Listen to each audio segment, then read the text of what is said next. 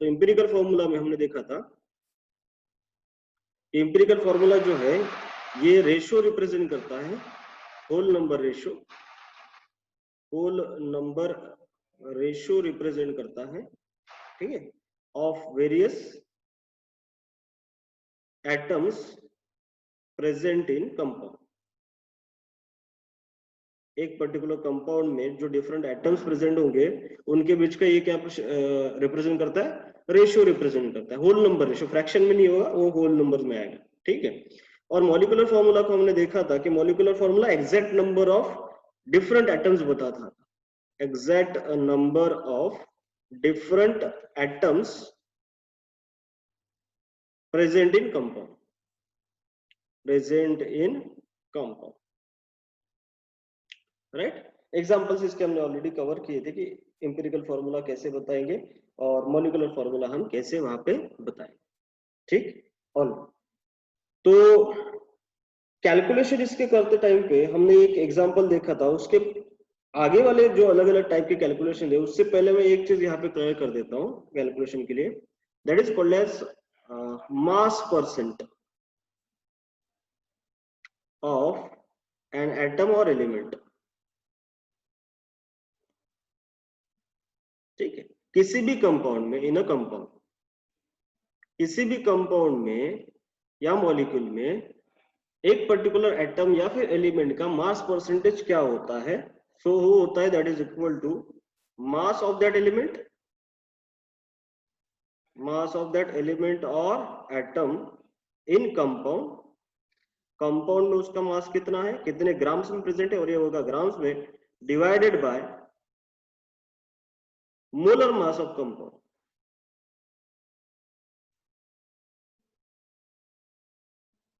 Molar mass of compound किसमें होगा, ग्राम, right. इसको मल्टीप्लाई करेंगे हम किससे, 100 से, तो हमें परसेंटेज ऑफ उस एलिमेंट का मास परसेंटेज पता चलेगा कंपाउंड में कितना है, राइट। जैसे फॉर एग्जांपल हमें दे दिया इथेनॉल C2H5OH, C2H5OH को हम बोलते हैं इथेनॉल, अल्कोहल है ये, राइट, पीने वाला, ठीक। ऑलराइट, तो इथेनॉल में अगर हम देखें परसेंटेज ऑफ कार्बन कितना है, मास परसेंटेज ऑफ हाइड्रोजन कितना है, मास परसेंटेज ऑफ ऑक्सीजन कितना है, तो उसके लिए हमें मोलर मास इथेनॉल का पता होना जरूरी है। तो मोलर मास हम कैलकुलेट करेंगे, दो कितने हैं, कार्बन प्लस हाइड्रोजन कितने हैं, 6, तो 6 हाइड्रोजन है प्लस ऑक्सीजन कितना है, 1, सो टोटल वैल्यू हम रखेंगे 2 × 12 करेंगे, प्लस यहाँ पे क्या करेंगे 6 × 1, प्लस यहाँ पे क्या करेंगे 16, इसका टोटल आप करोगे तो आपको आंसर मिल जाएगा 46, कितना मिलेगा 46, and this is molar mass in grams, किसका, इथेनॉल का। सो इथेनॉल का मोलर मास सबसे पहले आप निकाल लोगे, ठीक है, क्योंकि हमें मास परसेंटेज निकालना है हर एक एटम का, हर एक एलिमेंट जो यहाँ पे प्रेजेंट है उसका। तो सबसे पहले हम निकालेंगे मास परसेंटेज ऑफ कार्बन, कार्बन का निकाल ले, ठीक है। तो मास परसेंटेज ऑफ कार्बन कैसे निकाला जाए, ठीक।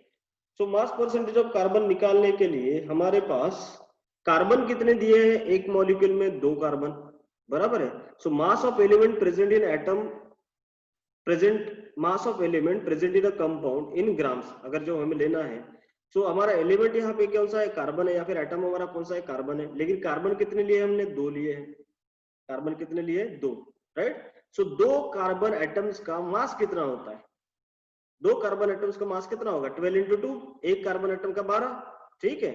सो 12 × 2 करोगे तो 2 × 12 ये यहाँ पे आएगा, और नीचे आएगा मोलर मास ऑफ कंपाउंड हमारा कितना दिया है, हमने निकाला हुआ 46, क्लियर। तो इस तरीके से हम इसको कैलकुलेट करेंगे, तो ये हो जाएगा 24 डिवाइडेड बाय 46, 24 क्या हो जाएगा, डिवाइडेड बाय 46, राइट। ऑलराइट, ये हमें मास परसेंटेज ऑफ क्या मिल जाएगा, कार्बन। उसी तरीके से हम यहाँ पे लेंगे मास परसेंटेज ऑफ,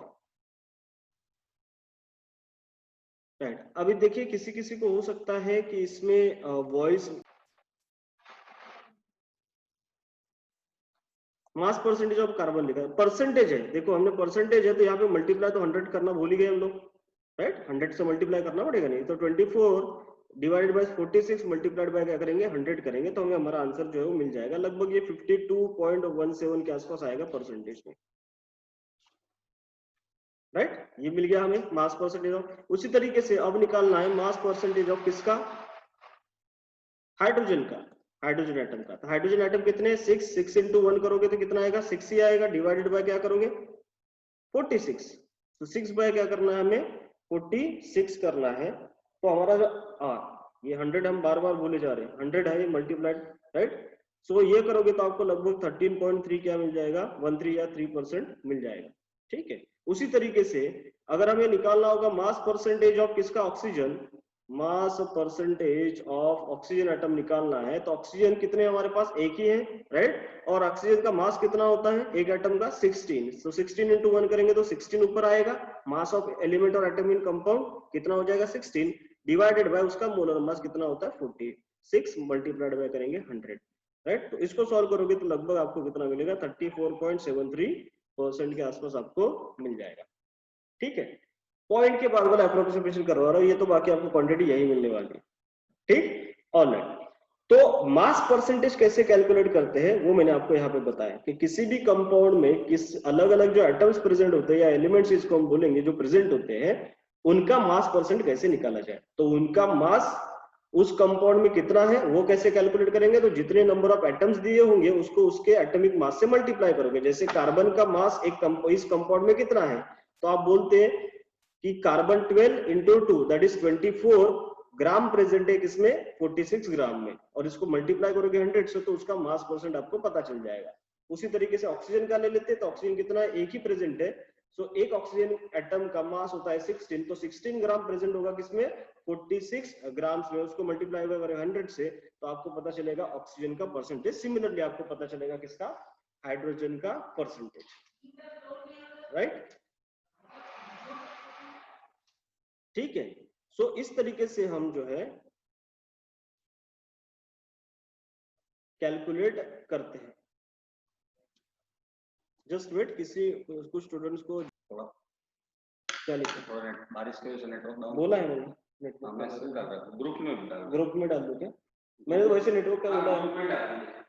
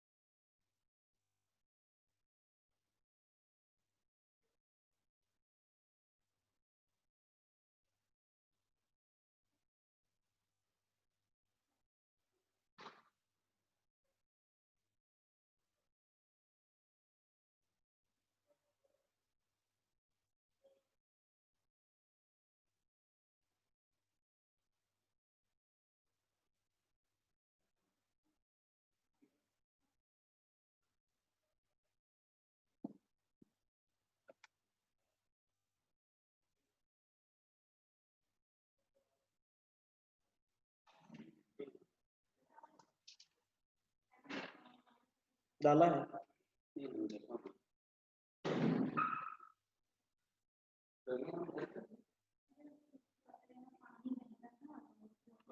ये नीचे वो बिरले वाला पूरा पूरा ऑलराइट, ठीक। तो क्वेश्चन में आपको बता रहा था कि a compound contains 4.07% hydrogen, 24.27% carbon and 71.65% chlorine, right. एक कंपाउंड में इतने इतने परसेंटेज में हाइड्रोजन, कार्बन और क्लोरीन प्रेजेंट है। its molecular mass is 98.96 gram, right. What is its empirical formula and molecular formula? Question ये है उस कंपाउंड का एम्पिरिकल फॉर्मूला और मॉलिक्यूलर फॉर्मूला क्या है, ठीक है। सॉल्व करते टाइम आप इसको, जिसको लास्ट टाइम अटेंड किया था उनके लिए ठीक है, वो सॉल्व करते रहिए, बाकी लोग यहाँ पे देख सकते हैं, ठीक है। जैसे आपको जो भी यहाँ पे आइटम्स प्रेजेंट होंगे, जो एलिमेंट दिए होंगे परसेंटेज में, तो मैंने जैसे कहा था कि इसको सॉल्व करते टाइम आप एक टेबल बना लेंगे। टेबल बनाएंगे तो अच्छा रहेगा। जो आपके पास आइटम्स दिए उसको वहां पे लिखना है हमें, ठीक है। तो जैसे आपको दिया है यहाँ पे कार्बन, हाइड्रोजन, क्लोरीन, लिख लो इसको, ठीक है। सबसे पहले आपको क्या करना है, कार्बन, हाइड्रोजन और क्लोरीन का मास लिखना है, राइट। अब मास कैसे पता चलेगा, देखो 4.07% हाइड्रोजन प्रेजेंट है कंपाउंड में, तो आप ऐसे अज्यूम कर लो कि आपके पास 100 ग्राम ऑफ कंपाउंड है। सो 100 ग्राम ऑफ कंपाउंड में 4.07 क्या है, हाइड्रोजन है। इसका मतलब 4.07 ग्राम क्या होगा, हाइड्रोजन होगा, बराबर है। उसी तरीके से 100 ग्राम में, इसी में ही 100 ग्राम में कार्बन कितना प्रेजेंट होगा, 24.27 ग्राम प्रेजेंट होगा, तभी ना इतना परसेंटेज आएगा। और सिमिलरली क्लोरीन कितना प्रेजेंट होगा, ये कार्बन का है, ये हाइड्रोजन का है, और सिमिलरली क्लोरीन कितना प्रेजेंट होगा, 100 ग्राम में ही 71.65 ग्राम प्रेजेंट होगा। तो टोटल अगर ग्राम करोगे तो आपका 100 ग्राम के आसपास ही आएगा। क्लियर है। सो इसका मतलब मास ऑफ कार्बन हमें कितना दिया हुआ है, जो परसेंटेज है वही लिखोगे आप, 24.27। हाइड्रोजन कितना दिया है, 4.07। क्लोरीन कितना दिया हुआ है, 71.65। जो परसेंटेज दिया है वही आप मास लिखोगे, राइट। उसके बाद इस मास को आप एटॉमिक मास से डिवाइड कर लोगे, राइट। सो यहाँ पे आप करोगे मास अपॉन एटॉमिक मास, क्या करोगे, एटॉमिक मास या एटॉमिक वेट जिसको हम बोलेंगे, ठीक है। सो हम क्या करेंगे, यहाँ पे 24.27 डिवाइडेड बाय कार्बन का एटॉमिक मास करना है हमें, कितना होता है 12। सिमिलरली 4.07 डिवाइडेड बाय करोगे हाइड्रोजन का एटॉमिक मास 1। 71.65 डिवाइडेड बाय करोगे क्लोरीन का एटॉमिक मास, ये मैंने लिख के दिए थे आपको, 35 पॉइंट कितना 5, राइट। तो ये हम सबसे पहले करेंगे, इसको सॉल्व करना है। इसको क्या करना है, सॉल्व। तो यहाँ पे सॉल्व करने के बाद देखो मास अपॉन एटॉमिक मास क्या होता है, नंबर ऑफ मोल्स होते हैं, राइट, एन। सो आपको एन पता चलेगा, नंबर ऑफ मोल्स। इसका कितना होगा, अप्रोक्सीमेट करना है आपको, पॉइंट को छोड़ देना है, ठीक है, लगभग लगभग। तो यहाँ पे अगर देखोगे तो 12 और ये 24 है, तो ये कितना आएगा 2, राइट। 2 पॉइंट समथिंग आएगा, पॉइंट को छोड़ दो। ये कितना आएगा यहाँ पे 4, राइट। ये कितना आएगा यहाँ पे 2, बराबर है। सो आपके पास नंबर ऑफ मोल्स पता चले आपको। अब जब आप इस क्वांटिटी को देखोगे नंबर ऑफ मोल्स की, तो आपको पता चल रहा है कि 242 है। फिर आपको ये देखना है कि क्या ये वैल्यू जो आई है ये होल नंबर है कि फ्रैक्शन में है, राइट। अगर ये फ्रैक्शन में आ जाता है, मतलब 0.25 0 पॉइंट समथिंग ऐसे कुछ तो भी, राइट। सो फिर इसको आप होल नंबर में कन्वर्ट कर लोगे बाय मल्टीप्लाइंग सुटेबल क्वांटिटी से, ठीक है। वो देखेंगे मैं एक एग्जांपल में। फिलहाल आप यही के समझ लो कि आपके पास ये नंबर ऑफ मोल्स आ गए कार्बन, हाइड्रोजन और क्लोरीन के इन अ कंपाउंड। तो अब आपको क्या करना है कि देखना है कि क्या इन नंबर्स को हम किसी छोटी क्वांटिटी से डिवाइड कर सकते हैं। तो हमें दिख रहा है कि हाँ, यहाँ पे 242 है। तो क्या करना है आपको, जो लिस्ट क्वांटिटी होगी, लिस्ट नंबर ऑफ मोल्स होंगे, least number of moles, least n, उस लिस्ट मतलब सबसे लोएस्ट वैल्यू, उस लोएस्ट वैल्यू से सब वैल्यूज को क्या करोगे, डिवाइड।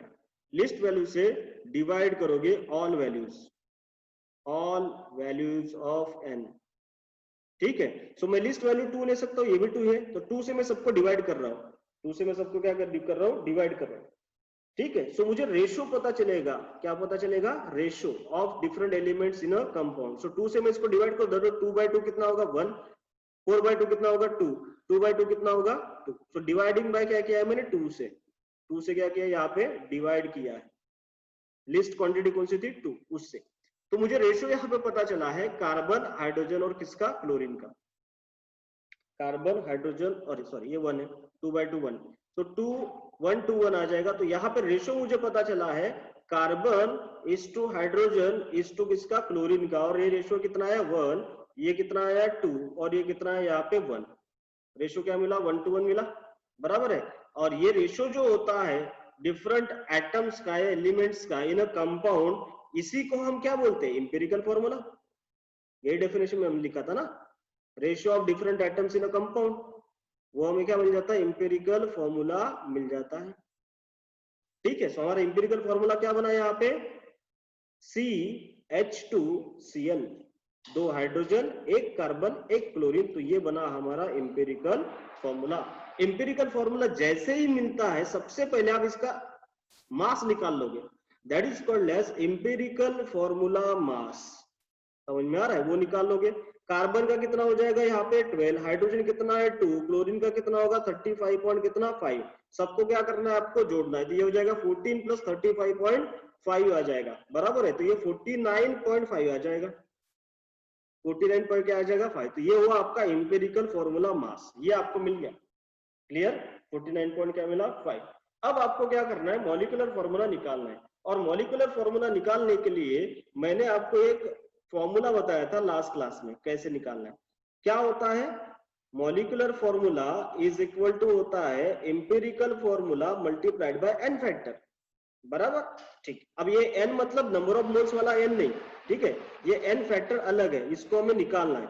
और एन फैक्टर को हम कैसे निकालते थे, एन फैक्टर को हम निकालते थे मॉलिक्यूलर वेट, या फिर जिसको मॉलिक्यूलर फॉर्मूला वेट भी बोला था या मॉलिक्यूलर मास भी बोला था, डिवाइडेड बाय करना है एम्पिरिकल फॉर्मूला मास या एम्पिरिकल फॉर्मूला वेट से। समझ में आ रहा है, राइट।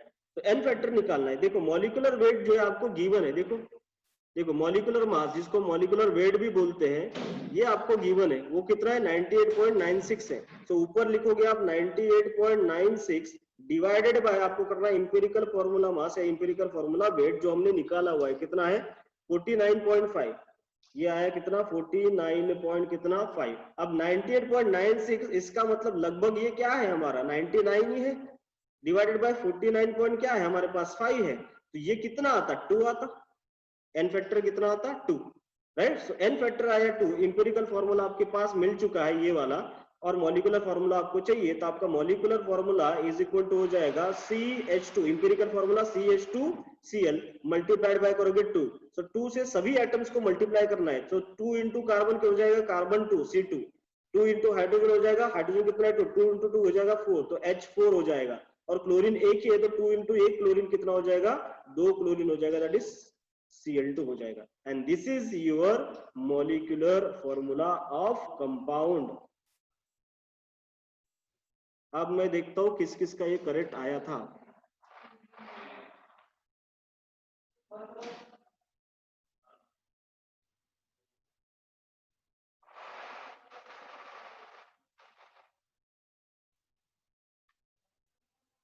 किसी ने आंसर नहीं निकाला था?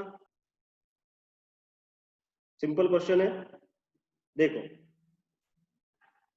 Question is empirical formula of a compound, empirical formula of a compound of molecular mass, इसका molecular mass 120 है। empirical formula of a compound of molecular mass 120 is CH2O. What is molecular formula? What is molecular formula? फिर से पढ़ रहा हूं, empirical formula of a compound of molecular mass 120 is CH2O। इसका मतलब ऐसा कंपाउंड जिसका मॉलिक्यूलर मास 120 है, उसका इंपेरिकल फॉर्मूला दिया है CH2O। सो उस कंपाउंड का मॉलिक्यूलर फॉर्मूला क्या होगा? इजी क्वेश्चन है, बताओ जल्दी। राइट, इंपेरिकल फॉर्मूला देखो, इंपेरिकल फॉर्मूला आया, इंपेरिकल फॉर्मूला से सबसे पहले इंपेरिकल फॉर्मूला मास, इंपेरिकल फॉर्मूला मास निकाल लिया हमने, इसका 30 आ गया, राइट। अब आपको क्या करना था, एन फैक्टर निकालना है, राइट, क्योंकि मॉलिक्यूलर फॉर्मूला निकालने के लिए इंपेरिकल फॉर्मूला इनटू क्या होता है एन फैक्टर होता है, राइट। सो हमें एन फैक्टर चाहिए, इंपेरिकल फॉर्मूला तो हमारे पास है ही, तो एन फैक्टर निकालने के लिए हम क्या करते हैं, n factor is equal to करते हैं molecular mass, right, divided by क्या करते हैं इंपेरिकल फॉर्मूला मास। देखो इंपेरिकल फॉर्मूला मास आपका कितना है 30 और मॉलिक्यूलर मास आपको गिवन कितना है 120, राइट। सो यहाँ पे हम करेंगे 120 molecular mass divided by empirical formula mass that is 30 is equal to ये कितना हो जाता 4, तो एन आपका कितना आया 4 आया ना, राइट, सोनो लगाया सही। तो यहाँ पे हमारे पास n रखेंगे हम, तो मॉलिक्यूलर फॉर्मूला हमें पता चलेगा कि नहीं, molecular formula is equal to empirical formula ऐसे कैसे रखोगे CH2O मल्टीप्लाइड बाय n करोगे क्या 4। अब आपको करना क्या है, तो 4 से कार्बन को मल्टीप्लाई करोगे तो C4 होगा ना, एक ही है करके। अब 4 से हाइड्रोजन को मल्टीप्लाई करना है, लेकिन हाइड्रोजन के नीचे क्या दिया हुआ है राइट 2, सो 2 into 4 कितना हो जाएगा 8, सो H 8 होगा, ऑक्सीजन एक ही है तो ऑक्सीजन इंटू 4 करोगे तो 4 होगा, तो ये आपको जो मिला this is your molecular formula Ashutosh, हाँ correct, this is your what molecular formula, clear है। सो इंपेरिकल फॉर्मूला से मॉलिक्यूलर फॉर्मूला निकालने के लिए आप ये प्रोसेस को फॉलो करोगे, इंपेरिकल फॉर्मूला मास पहले निकाल लोगे, फिर इंपेरिकल फॉर्मूला मास से मॉलिक्यूलर मास को डिवाइड कर लोगे, जो आपको गिवन होगा एन फैक्टर निकालो, एन फैक्टर को सीधा इंपेरिकल फॉर्मूला से मल्टीप्लाई कर दो, आपको मॉलिक्यूलर फॉर्मूला पता चलेगा, क्लियर है। सो लास्ट क्वेश्चन में जो हमने पूरी मेथड देखी थी उसका rest of the half portion हमें करना था प्रोपोर्शन या फिर इंपेरिकल फॉर्मूला मिलने के बाद, इंपेरिकल फॉर्मूला तो गिवन ही था, क्लियर है।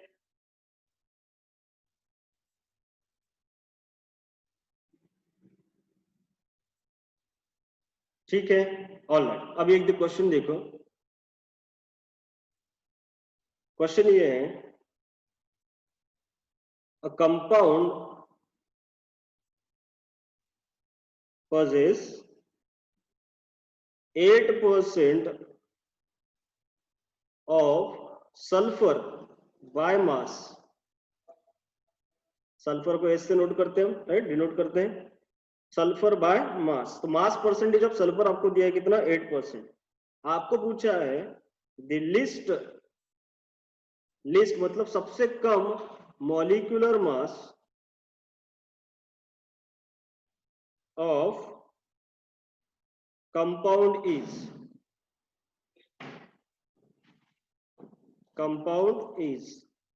राइट, डिफरेंट टाइप का क्वेश्चन है, मैं इसको खुद सॉल्व करके देता हूं तो आपको पता चल जाए कैसे करना है। देखो बोला क्या है, जो गिवन है वो पहले लिखते जाएंगे, ठीक है। गिवन क्या है, मास परसेंटेज हमें दिया है, मास परसेंटेज ऑफ किसका दिया है सल्फर, ये देखो यहाँ पे परसेंटेज बाय मास दिया है, ठीक है। तो mass percentage of sulphur is equal to कितना दिया है भाई 8% हमें दिया हुआ है, कितना दिया है 8% हमें गिवन है, राइट। और कैलकुलेट करने बोला है हमें क्या, मॉलिक्यूलर मास, क्या कैलकुलेट करना है, मॉलिक्यूलर मास को हमें कैलकुलेट करना है। अब देखो मैंने आपको फॉर्मूला इसीलिए लिखवा के दिया था, ये देखो ये सबसे पहले जो हमने किया था वो देखो, मास परसेंटेज का मतलब क्या होता है, mass percentage is equal to mass of element और atom in a compound divided by उसका होता है मोलर मास। अब आपको मोलर मास तो फाइंड आउट करना है ना, मास परसेंटेज आपको गिवन है, मोलर मास आपको फाइंड आउट करना है, आपको बस क्या चाहिए मास ऑफ एलिमेंट और एटम चाहिए, मिल जाएगा, समझ में आ रहा है कि नहीं। अब यहाँ पे देखो, ये देखो मास परसेंटेज गिवन है, मैं फिर से लिख रहा हूँ mass percentage right is equal to mass of क्या होता है एटम और element in compound, right, divided by क्या होता है मॉलिक्यूलर मास, मॉलिक्यूलर क्या होता है मास मल्टीप्लाइड बाय क्या होता है 100, फॉर्मूला हमें याद होना चाहिए, बराबर है, ठीक। अब यहाँ पे देखो मास परसेंटेज हमें दिया है कितना 8, मास परसेंटेज हमें कितना दिया हुआ है 8, क्लियर है, 8% बोला है ना, तो 8 लिख दिया हमने, is equal to mass of atom और एलिमेंट इन अ कंपाउंड, बराबर है, राइट। अब मास ऑफ ये मॉलिक्यूलर मास तो हमें निकालना है, ये मल्टीप्लाइड बाय करेंगे क्या 100, मास ऑफ एलिमेंट और एटम इन अ कंपाउंड, देखो सल्फर का एटॉमिक मास लेना है सीधा आपको, क्या लेना है सल्फर का एटॉमिक मास लेना है आपको, एटॉमिक मास ऑफ सल्फर कितना होता है मैंने लिखवा के दिया था 32, रखो यहाँ पे 32, राइट। पॉइंट वाइज जो है ना जनरली 32 पॉइंट समथिंग, या फिर हाइड्रोजन का एटॉमिक मास निकालोगे तो 1.0008 मिलेगा आपको, तो वो जो 008 है उसको छोड़ देने का, समझ में आ रहा है, अनलेस एंड अनटिल आपको ऐसे दिया हो जैसे कि 30.5 दिया हो, तो ये 5 अच्छा खासा नंबर है तो उसको गिनो, लेकिन 35 पॉइंट आपको अगर मान लो कहीं पे दिया है फॉर एग्जाम्पल 01 या फिर 35.1 दिया हुआ है तो उसको छोड़ देने का, 35 लेने का, कैलकुलेशन के लिए हमारे क्या होता है आसान होता है, ठीक, ऑलराइट। तो 32 divided by molecular mass multiplied by 100, percentage हमें कितना दिया है 8%, सो मॉलिक्यूलर मास को मैं इस साइड में ले रहा हूँ, ये इधर जा रहा है, सो इज इक्वल टू क्या होगा 32 डिवाइडेड बाय 8 8 इधर आ गया, मल्टीप्लाइड बाय 100 करेंगे, आंसर कितना आएगा बताओ जरा, 400 बराबर। आंसर कितना आएगा 400। सो मोलिकुलर मास आपको कितना मिला, 400 मिला कि नहीं। तो ये हुआ आपका क्या, मोलिकुलर मास, ठीक है, ग्राम्स में, करेक्ट। क्लियर। इस टाइप का क्वेश्चन इजी क्वेश्चन है, फॉर्मूला में डालना है बस आपको, ये जो भी एटम दिया होगा, एलिमेंट दिया होगा, उसका मोलिकुलर मास पता होना जरूरी है। इसको डालिए, आपको आपका आंसर जो है वो मिल जाएगा। क्लियर है।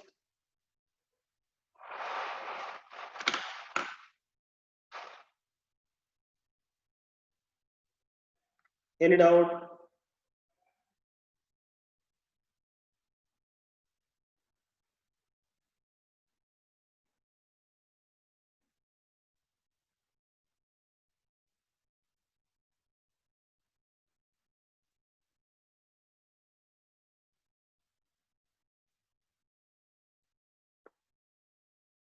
No, right. अब देखो, एक क्वेश्चन मैं आपको दे रहा हूं, अब आपको आंसर आना चाहिए इसी के बेस पे, ठीक है।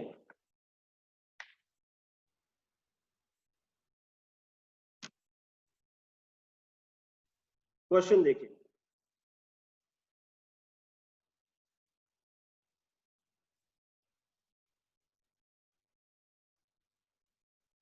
a substance contains, लिखिए, a substance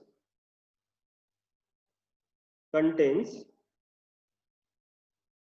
21 atoms, 21 atoms of carbon, 21 atoms of carbon per molecule। मतलब एक मॉलिक्यूल में कितने कार्बन एटम्स है, 21 है, right. The mass percentage, the mass percentage of carbon in compound और substance बोलूंगा मैं यहाँ पे, in a substance is 69.98%. Find its molecular mass. Find its molecular mass. Question फिर से बता रहा हूं, a substance contains 21 atoms of carbon per molecule. The mass percentage of carbon in a substance is 69.98%. आप इसको अप्रोक्सीमेट 70% भी ले सकते थे। Then find its molecular mass, तो आपको इसका मॉलिक्यूलर मास जो है वो क्या करना है, फाइंड आउट करना है। 21 एटम्स ऑफ क्या थे हमारे पास, कार्बन थे। क्लियर। सो ये 21 का, और साथ में इस जो सब्सटेंस था, उस सब्सटेंस का मास परसेंटेज जो है, मतलब कार्बन का मास परसेंटेज इन सब्सटेंस, वो दिया था लगभग 70%। 70% बाय मास ऑफ कार्बन जो है वो प्रेजेंट था। क्वेश्चन यही था, करेक्ट। अब यहाँ पे सॉल्व करते टाइम हम कैसे करेंगे, हमें निकालना था इसका मॉलिक्यूलर मास। क्या निकालना था, molecular mass. So mass percentage, formula भाई, mass percentage is equal to क्या होता था, मास ऑफ, निशान सही है, मास ऑफ जो एटम दिया होगा, मास of atom divided by molecular mass multiplied by क्या था, 100। ठीक है। मास परसेंटेज आपको दिया था कितना, 70, लिख दो 70। मास ऑफ एटम जो है वो कैसे निकाला जाए, तो मैंने जैसे आपको कहा था कि मास ऑफ एटम मतलब जो एटम दिया होगा उसका मास लोगे, अगर वो नंबर ऑफ एटम मेंशन नहीं करता तो। लेकिन यहाँ पे नंबर ऑफ एटम्स मेंशन है कितने, 21। तो आप क्या करोगे, लिखोगे 21 multiplied by mass of carbon, कितना लोगे, 12, एक कार्बन एटम का मास, डिवाइडेड बाय क्या करना है हमें, मोलिकुलर मास या फिर मोलर मास जो हमें निकालना है, मल्टीप्लाइड बाय करेंगे क्या, 100। तो आपको मोलर मास निकालना है, तो यहाँ पे molar mass is equal to करोगे, इस साइड में भेजा 70 नीचे आएगा, सो 21 इंटू यहाँ पे 12 डिवाइडेड बाय क्या हो जाएगा, 70 मल्टीप्लाइड बाय क्या हो जाएगा, 100। बराबर है। तो इसको जब आप सॉल्व करोगे, 0 0 क्या हो जाएगा, यहाँ पे कैंसिल हो जाएगा, बराबर है। एंड 7 3 यहाँ पे क्या आएगा, 21, और 12 इंटू 3 कितना हो जाएगा, 36, 36 इंटू 10 हो जाएगा कितना, 360। राइट, प्रियंश। तो 360 जो होगा वो क्या हो जाएगा, मोलर मास हो जाएगा। राइट, मोस्ट ऑफ द लोगों का करेक्ट आया है। ठीक, इसका मतलब आपको क्वेश्चन जो है वो समझ में आ रहा है। क्लियर। सो मास परसेंटेज और इम्पिरिकल और मॉलिक्यूलर फॉर्मूला के जो कैलकुलेशंस है लास्ट टाइम भी हमने किया था वो हमने यहाँ पे देख लिया, ठीक है। ऑलराइट, अब हम बात करेंगे स्टोइकियोमेट्री एंड स्टोइकियोमेट्रिक कैलकुलेशंस की, ठीक।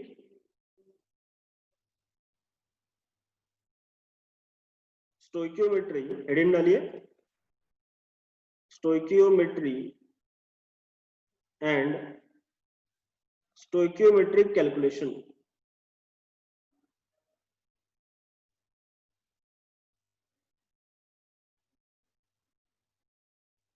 Stoichiometry and stoichiometric calculations important part है, right.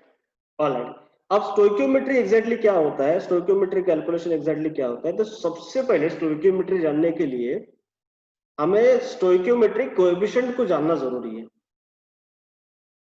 Stoichiometric coefficient, right. Stoichiometric coefficient, stoichiometric coefficient basically क्या होता है, right, it is the constant present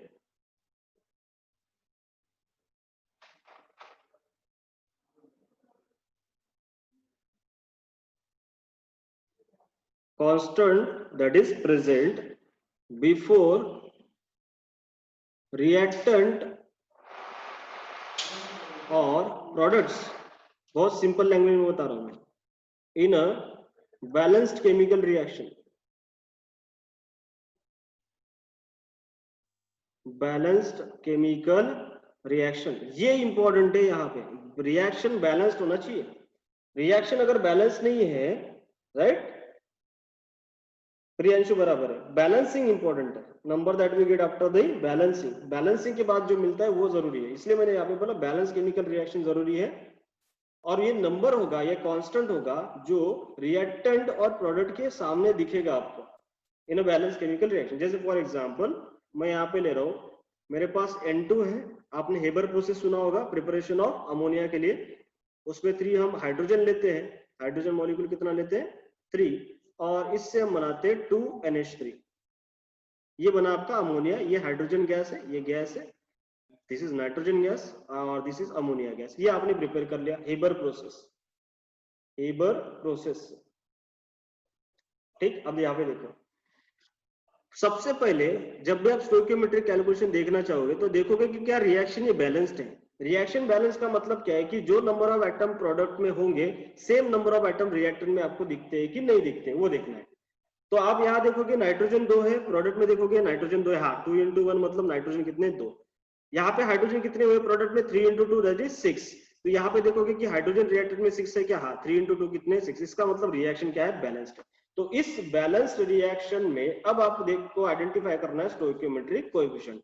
so जिस किसी भी रिएक्टेंट के सामने कुछ भी नहीं दिया होगा मतलब वहां पे 1 होता है, जहां दिया है वो तो आप लोगे, यहाँ पे दिया है क्या 3 और यहाँ पे दिया हुआ है क्या 2, तो ये जो 1 2 और सॉरी 3 और ये जो 2 दिया है रिएक्टेंट्स और प्रोडक्ट के आगे, उनको हम बोलते हैं स्टोइकियोमेट्रिक कोएफिशिएंट, उनको हम क्या बोलते हैं, स्टोइकियोमेट्रिक कोएफिशिएंट्स, ठीक। And this stoichiometric coefficients represent number of moles, number of moles of reactants and products, number of moles किसके रिप्रेजेंट करते हैं, रिएक्टेंट्स और प्रोडक्ट, या फिर हम इसको बोल सकते हैं कि नंबर ऑफ एटम्स रिप्रेजेंट करते हैं, या फिर नंबर ऑफ मॉलिक्यूल्स रिप्रेजेंट करते हैं रिएक्टेंट और किसके प्रोडक्ट के। तो इसका मतलब ये होता है कि एक molecule of nitrogen gas react with 3 molecule of hydrogen gas to give 2 molecules of ammonia gas. समझ में आ रहा है, मैं इसका बता रहा हूँ क्या क्या इसका एग्जैक्टली मतलब होता है। स्टोइकियोमेट्रिक कोएफिशिएंट समझ में आया क्या होता है, बैलेंस रिएक्शन होना जरूरी है, अगर रिएक्शन बैलेंस नहीं है तो उस केस में आप स्टोइकियोमेट्रिक कोएफिशिएंट वहां पे नहीं लोगे, उसको कंसीडर नहीं करोगे, ठीक। समझ में आ रहा है, ऑलराइट। जैसे मान लो मैंने आपको दे दिया carbon monoxide plus O2 gives यहाँ पे क्या CO2 ऐसे बोला और पूछा कि बताओ भाई स्टोइकियोमेट्रिक कोएफिशिएंट्स क्या होगा ऑक्सीजन का, समझ में आ रहा है कि नहीं? तो यहाँ पे ऑक्सीजन का स्टोइकियोमेट्रिक कोएफिशिएंट जो आप बोलोगे तो दिखता है हमें यहाँ पे क्या 1, ये कितना है 1 और इसका CO2 का कितना है 1, तो आप बोलोगे CO2 का कोएफिशिएंट कितना है 1 है, ऑक्सीजन का कोएफिशिएंट कितना है 1 है और CO का कितना है यहाँ पे 1 है, लेकिन यहाँ पे इसका तो ठीक है राइट, इसका भी ठीक है लेकिन इसका क्या हो जाएगा गलत हो जाएगा, समझ में आ रहा है कि नहीं, क्योंकि ये रिएक्शन बैलेंस नहीं है, वैसे तीनों के तीनों यहाँ पे रॉन्ग ही हो जाएंगे क्योंकि रिएक्शन बैलेंस है ही नहीं, समझ में आ रहा है। तो सबसे पहले आप रिएक्शन को बैलेंस करोगे क्योंकि यहाँ पे 3 ऑक्सीजन है यहाँ पे 2 ही ऑक्सीजन है, तो रिएक्शन को बैलेंस करने के हमारे पास अलग अलग तरीके हो सकते हैं, जैसे कि ये देखो CO है, यहाँ पे क्या है O2 है, यहाँ पे क्या दिया हुआ है CO2, तो आप इस रिएक्शन को ऐसे बैलेंस कर सकते थे कि भाई यहाँ पे देखो कार्बन एक है कार्बन एक है चलो ठीक है, फिर ऑक्सीजन देखते हैं प्रोडक्ट में 2 है तो इधर भी मुझे कितनी चाहिए 2, तो एक ऑक्सीजन तो ये हुआ, इसका तो मैं कम नहीं कर सकता, लेकिन ये O2 है तो मैं इसको हाफ लिख सकता हूँ, सो हाफ O2 का मतलब क्या हुआ कि एक ऑक्सीजन, 2 ऑक्सीजन को डिवाइड कर लिया 2 से, सो बचा कितना एक ऑक्सीजन, तो एक ऑक्सीजन है तो 2 ऑक्सीजन और इधर भी 2 ऑक्सीजन, तो ये रिएक्शन हो गया बैलेंस। तो आप इसमें बोल सकते थे कि इसका स्टोइकियोमेट्रिक कोएफिशिएंट 1 है, इसका कितना है हाफ है और इसका कितना है भाई 1 है, तो ये करेक्ट हो जाता है। या फिर आप इसी को दूसरे तरीके से भी बैलेंस जो है वो कर सकते थे, समझ में आ रहा है कि नहीं? तो बैलेंस करने के हमारे पास जो है तरीके अलग अलग हो सकते थे, वो तो स्टोइकियोमेट्रिक कोएफिशिएंट आप किस तरीके से उसको मल्टीप्लाई करते हो, जैसे मान लो इस रिएक्शन को मैं 2 से मल्टीप्लाई कर देता हूँ तो मेरे पास आ जाता 2CO प्लस मेरे पास आ जाता O2 और इससे मुझे मिल जाता है 2CO2, ये भी रिएक्शन बैलेंस्ड है, ये भी रिएक्शन क्या है बैलेंस्ड है, देखो same number of carbon same number of hydro oxygen दोनों साइड में प्रेजेंट है, 2 into 2 कितना हो गया 4 और ये 2 into 2 कितना हो गया 4, 4 ऑक्सीजन इस साइड में 4 ऑक्सीजन इस साइड में, 2 कार्बन इस साइड में 2 कार्बन इस साइड में, बैलेंस्ड है। तो यहाँ पे आप स्टोइकियोमेट्री बोलते हैं ये है इसका 2, इसका कितना है 1 और इसका कितना है 2, तो ये हो जाता है इन सब का स्टोइकियोमेट्रिक कोएफिशिएंट्स। तो रिएक्शन बैलेंस होना जरूरी है, क्लियर है, बैलेंस करने के बाद ही आप स्टोइकियोमेट्रिक कोएफिशिएंट बता सकते हो। ऑल राइट, यहाँ तक समझ में आया स्टोइकियोमेट्रिक कोएफिशिएंट्स क्या है?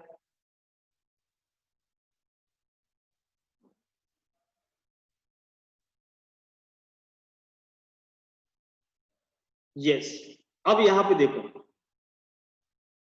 इन स्टोइकियोमेट्रिक कोएफिशिएंट का मतलब क्या होता है एक पर्टिकुलर बैलेंस केमिकल रिएक्शन में, तो मैं यहाँ पे रिएक्शन फिर से लिख रहा हूँ, N2 मेरे पास है, 3 of H2 मेरे पास है, ठीक है, इससे मुझे मिल रहा है 2 of NH3, ये मैंने रिएक्शन लिख दिया है।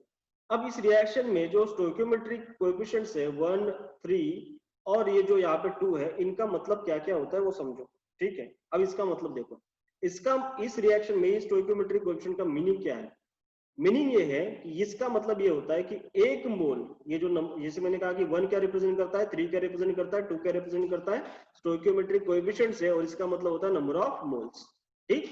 तो इसका मतलब 1 मोल, एक लिखा है ना, तो 1 मोल ऑफ नाइट्रोजन गैस बराबर रिएक्ट होता है, क्या होता है, रिएक्ट होता है किसके साथ में, ये रिएक्टेंट्स है ना, इनको क्या बोलते हैं हम रिएक्टेंट्स, और ये क्या होता है आपका प्रोडक्ट।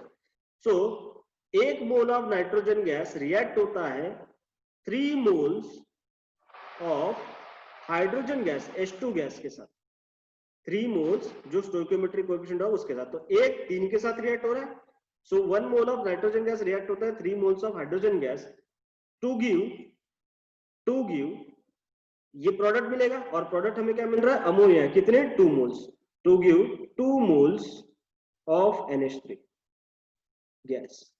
समझा इसका मतलब क्या है स्टोइकियोमेट्रिक का, जो स्टोइकियोमेट्रिक कोएफिशिएंट दिया होगा रिएक्टेंट में तो उतने रिएक्टेंट्स क्या होंगे, उतने मोल्स ऑफ रिएक्टेंट रिएक्ट होंगे, मतलब 1 मोल ऑफ N2 रिएक्ट हो गया 3 मोल्स ऑफ H2 के साथ, 1 रिएक्ट हो गया 3 के साथ, ये ऐसे राइट। सो हमें क्या मिला 2 मोल्स ऑफ NH3 मिला, क्लियर। इसी का मतलब आप ऐसे ले सकते थे कि 1 मोल ऑफ N2 का मतलब कितने ग्राम्स होता है बताओ, 1 मोल नाइट्रोजन का N2 का मॉलिक्यूलर मास कितना होता है, मोलर मास कितना होता है,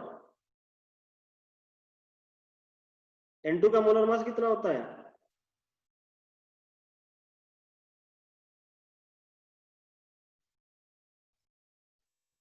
भूल गए क्या?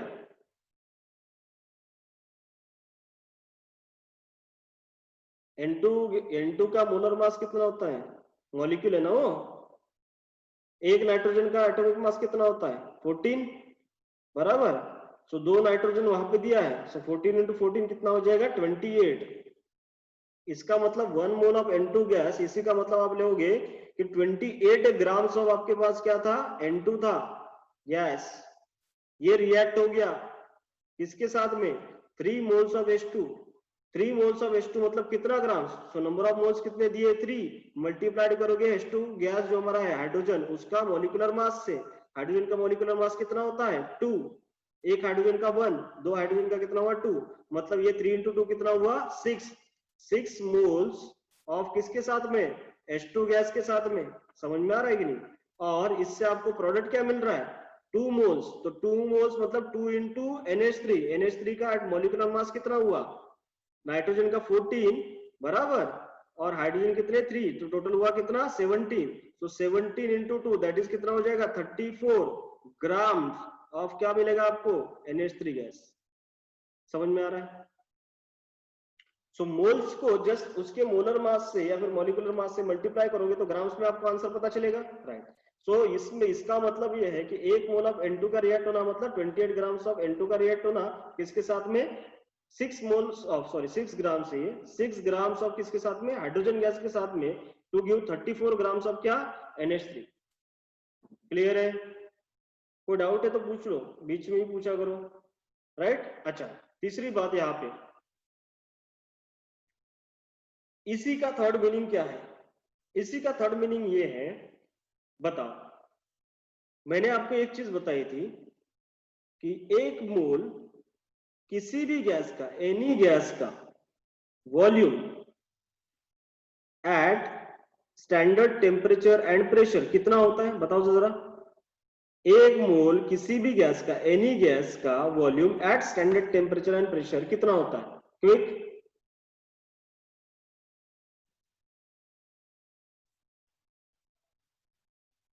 लास्ट क्लास में हमने किया था ये standard temperature, pressure, normal temperature and pressure मैंने बताया था, और वहीं पे आपको बताया था कि भाई कितना होता है। यस, करेक्ट है, राइट। चिराग पूजा कितना होता है 22.4 लीटर होता है। कोई भी गैस हो, फिर हो नाइट्रोजन, हाइड्रोजन, ऑक्सीजन, कोई भी गैस हो, बराबर है। तो किसी भी गैस का स्टैंडर्ड टेम्परेचर एंड प्रेशर पे 1 मोल का वॉल्यूम कितना होता है 22.4 लीटर। तो बताओ अमोनिया गैस हमारे पास कितना है 1 मोल है, इसका मतलब इसका वॉल्यूम एट एसटीपी, क्या पे, एसटीपी पे, स्टैंडर्ड टेम्परेचर और प्रेशर अगर मैं लूं, इस रिएक्शन को मैं एसटीपी पे कैरी आउट कर रहा हूं ऐसे मान लो, या एनटीपी पे कैरी आउट कर रहा हूं ये ऐसे मान लो, तो 1 मोल ऑफ N2 गैस का वॉल्यूम कितना हुआ 22.4 लीटर। तो इसका मतलब है कि 22.4 लीटर ऑफ N2 गैस जो है वो रिएक्ट हो रहा है। अब ये देखो, ये रिएक्ट हो रहा है किसके साथ में, हाइड्रोजन गैस के साथ में, और हाइड्रोजन गैस के नंबर ऑफ मोल्स कितने 3। सो 3 नंबर ऑफ मोल्स मतलब 3 इंटू क्या करोगे 22.4 लीटर, बराबर है। इतने लीटर ऑफ हाइड्रोजन गैस के साथ टू गिव 2 इंटू NH3, ये भी गैस है। सो 2 इंटू NH3, NH3 कितना मोल्स में है 2 मोल्स, तो 22.4 लीटर ऑफ NH3 गैस आपको पता चलेगा या फिर मिलेगा। फिर से बता रहा हूं, 1 मोल ऑफ किसी भी गैस का वॉल्यूम एसटी पे 22.4 लीटर होता है। तो इसका मतलब 1 मोल ऑफ अगर मेरे पास N2 गैस है, सो 22.4 लीटर ऑफ N2 गैस मेरे पास होगा, राइट। 3 मोल्स ऑफ मेरे पास क्या है H2 है, इसका मतलब 22.4 इंटू 3 लीटर्स जो हमारे पास होंगे, तो 22.3, 22.4 इंटू 3, इतने लीटर्स मेरे पास क्या होंगे हाइड्रोजन गैस होंगे। तो इतने लीटर्स हाइड्रोजन गैस 22.4 के साथ रिएक्ट होंगे to give 2 into 22.4 litre of ammonia gas, क्योंकि इसके मोल्स कितने हैं 2। क्लियर है। कोई डाउट है तो पूछो।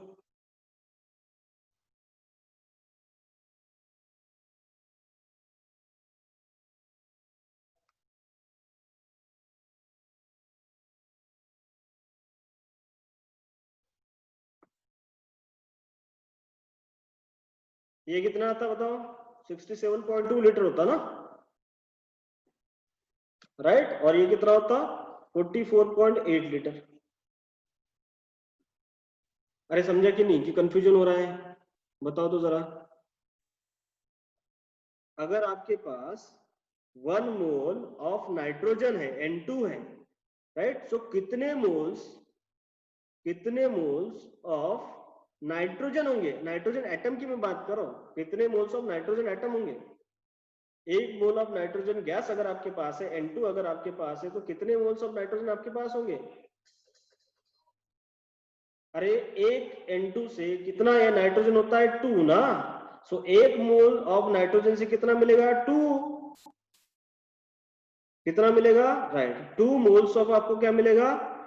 2 मोल्स ऑफ क्या मिल जाएगा आपको? नाइट्रोजन मिलेगा। समझ में आ रहा है कि नहीं? Right, so 1 mole of nitrogen molecule में 2 moles of nitrogen atom present होते हैं, ये हमें पता चल गया। क्लियर?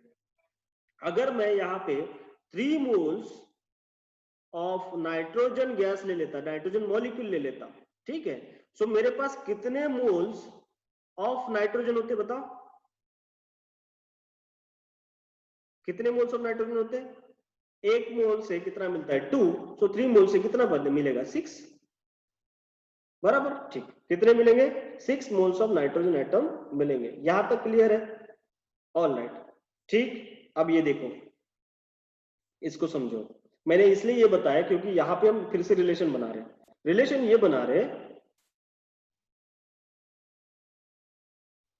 मैं इसको अब रब कर रहा हूं, ठीक है, क्योंकि अभी आपको पता चल गया ये क्या है एग्जैक्टली। राइट, अब देखिए, 1 मोल ऑफ नाइट्रोजन गैस आपके पास है, इसका मतलब क्या हुआ? इसका मतलब क्या हुआ? 2 मोल्स ऑफ आपके पास क्या है? नाइट्रोजन एटम है। अरे हाँ या ना?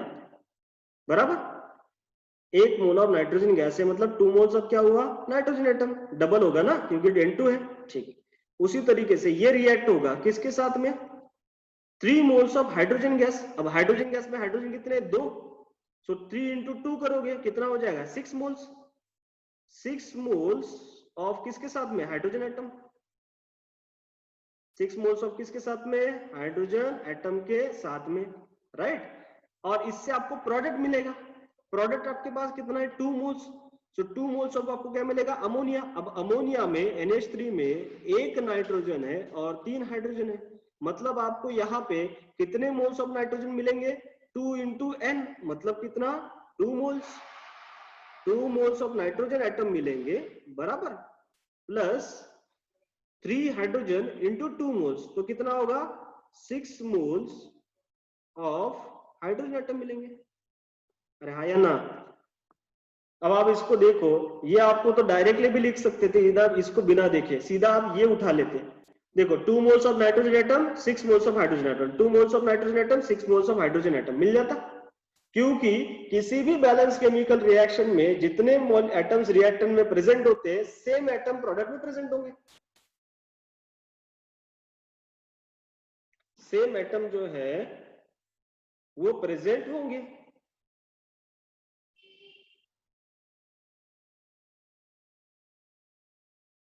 फोर मोल्स चिराग कैसे होगा? यस और नो?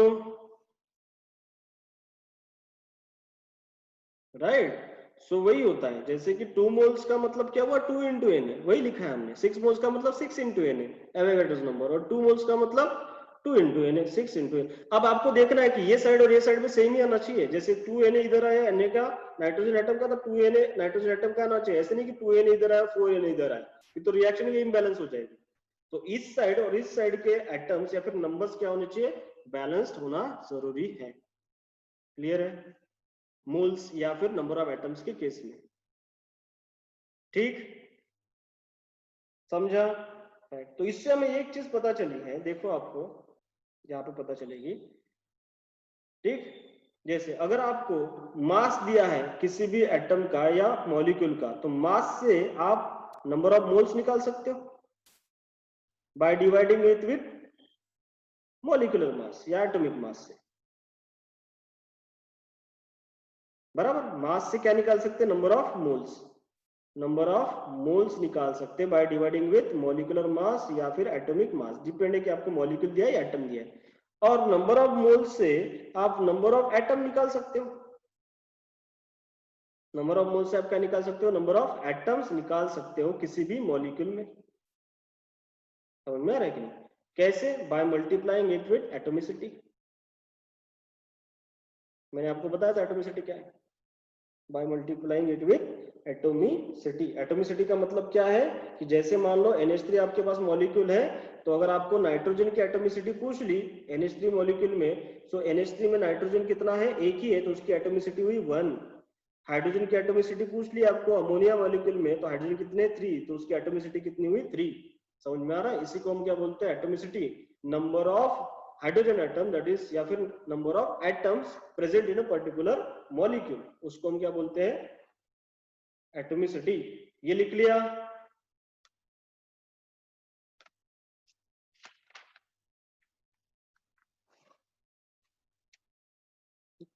नोट कर लिया? ओके, अब देखो एक क्वेश्चन छोटा सा, देन विल स्टॉप, क्योंकि हमने थोड़ा लेट स्टार्ट किया था इसलिए मैं थोड़ा एक्सटेंड कर रहा हूं 5 minute.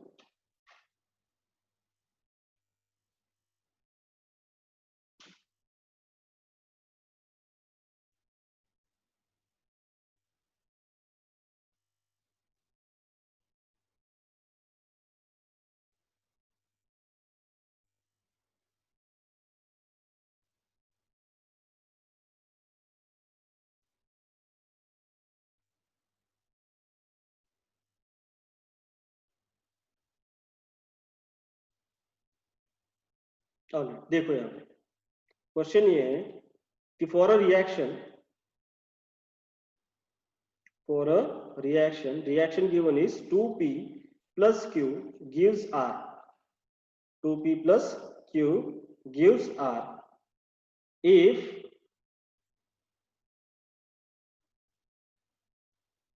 if 8 moles of r is produced, if 8 moles of r is produced, then number of moles of p and q required will be। बहुत सिंपल क्वेश्चन है। क्वेश्चन क्या दिया है, समझ में आ रहा है? रिएक्शन दिया है, उस रिएक्शन में 2p plus q रिएक्ट होता है टू गिव द r, और बोला है कि 8 मोल्स ऑफ r, मतलब प्रोडक्ट बन चुका है कितना, 8 मोल्स। अगर 8 मोल आपको प्रोडक्ट मिलता है, तो कितने मोल्स आपको p लेने पड़ेंगे और कितने मोल्स आपको q लेने पड़ेंगे, बताओ कितने कितने मोल्स लगेंगे?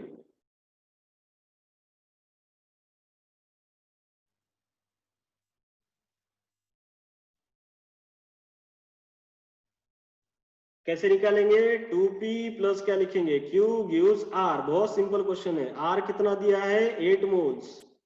r कितना दिया है भाई, 8 मोल्स। रेशियो देख लो यहाँ पे क्या दिया है, स्टोइकियोमेट्री का 2, इतना यहाँ पे कितना है 1, और यहाँ पे कितना है 1। इसका मतलब 2 मोल्स ऑफ p रिएक्ट होते हैं 1 मोल्स ऑफ q के साथ to give 1 mole of r। ये मीनिंग हो ना इसका, राइट? सो एक्चुअली आपको 1 के जगह पे कितने मोल्स मिले, 8 मोल मिले, राइट? सो देखो q और r का रेशियो कितना है, 1:1 का है, राइट? सो r अगर 8 है तो q भी कितना होगा, 8 होगा। q भी कितना होगा, 8 होगा, बराबर है। और अगर q 1 है तो देखो 2 moles of p 1 mole of q के साथ रिएक्ट होते हैं, तो अगर q 1 है, समझ में आ रहा है, तो p कितना होगा, इसका डबल 16। कोई ज्यादा कैलकुलेशन की जरूरत नहीं है, समझा?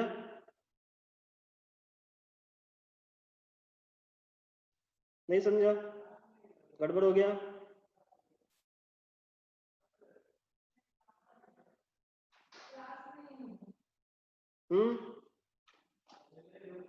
रेशियो क्या है स्टोइकियोमेट्री का, लिख लोगे। स्टोइकियोमेट्री का रेशियो क्या है, यहाँ पे कितना है, p का रेशियो दिया है 2, q का रेशियो दिया है 1, और r का रेशियो दिया है कितना, 8। ये आपका क्या है, प्रोडक्ट सॉरी, ये दिया है कि यहाँ पे 1, जो यहाँ पे लिखा हुआ ये 1 है, ये 1 था और ये 2 है, लिख लिया आपने। अब आपको r दिया हुआ है, r कितना दिया है, 8, ये रेशियो है ना, 2:1:1, ऐसे समझ लो, ठीक है? अगर r 8 है, मतलब 1 का मतलब 8 हुआ, 1 का मतलब क्या हुआ, 8 हुआ। सो q 1 है तो इसका मतलब भी 8 ही होगा ना, राइट, और Q1 है तो 1 से डबल में क्या होता है, P होता है। सो 1 से डबल में मतलब 8 से डबल में कितना हो जाएगा 16। अरे हाँ या ना,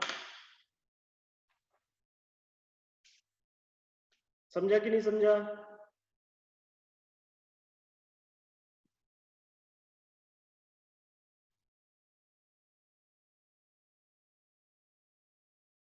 अरे बोलो कुछ तो, नहीं समझा वो भी बोलो। क्वेश्चन क्या है, क्वेश्चन है रिएक्शन में दे रहा हूं आपको, ठीक है, 3P plus 2Q right gives 2R, reaction given है 3P plus 2Q gives 2R। देखो P Q और R के फॉर्म में तो उसमें बैलेंसिंग मत देखो, ठीक है, क्योंकि ये एटम रिप्रेजेंट नहीं करते, ये जनरल नोटेशन है, ठीक है, तो ऐसे समझ जाओ इसको, ये दिया हुआ है आपको। चलो ठीक, अब यहाँ पे आपको बोला है कि if 4 moles of R is formed, 4 moles of R is formed, then number of moles निकालने of P and Q, number of moles of किसके निकालने, P and Q, बताओ जल्दी।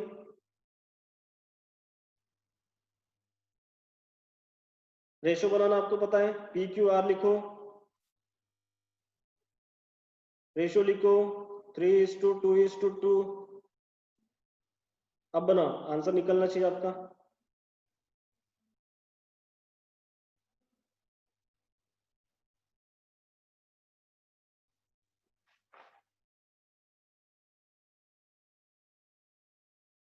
यस, प्रियंशु करेक्ट है।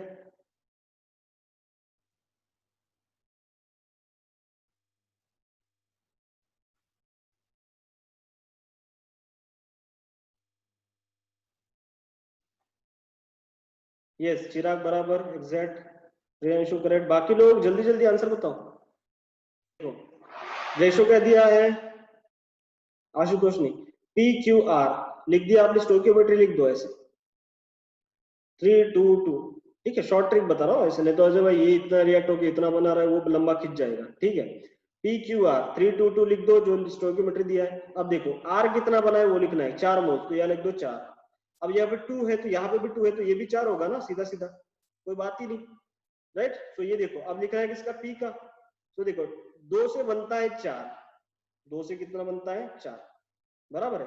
तो यहाँ पे देखो ये 4 अगर है, ये क्या है 4, तो ये देखो 3 2 के साथ रिएक्ट होता है, 3 2 के साथ रिएक्ट होता है, कितना मिल जाता है हमें, 4 मिल रहा है, राइट, 3 2 के साथ रिएक्ट होता है, राइट। तो अगर आपका 4 रिएक्ट होगा, कितना रिएक्ट होगा 4, तो ये कितना रिएक्ट होगा 6 होगा ना, ये कितना हो जाएगा 6 होगा ना। आप ऐसे भी कर सकते थे कि 2 का मतलब 4 है तो 3 का मतलब कितना,